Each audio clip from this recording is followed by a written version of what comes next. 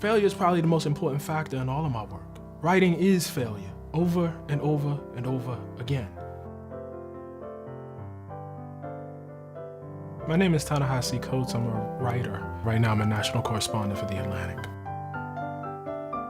I have a great interest in how wide the umbrella of human rights and democracy can expand, who it can include and who it can include. If you truly want to understand a problem, if you truly want to understand, a situation, which is what, journalism is supposed to be about, you really have to have a firm grounding in history.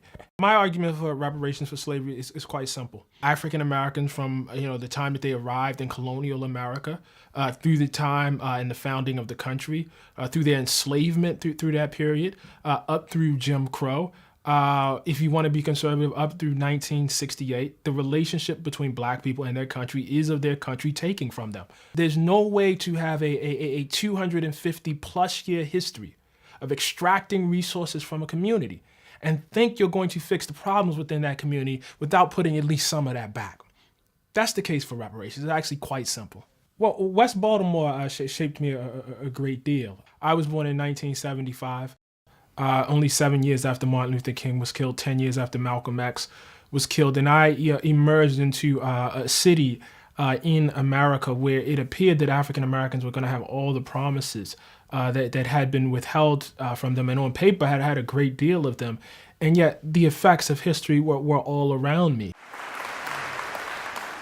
And one of the dominant ideas, in the book Between the World and Me, which is, effectively an extended essay, told in a letter form to my son, is the notion of fear. For me, the immediate thing I saw was this lack of physical safety. The inability to secure your body, to protect your body from violence, from people who, live around you, from, forces that live outside of your community, as well as within your community.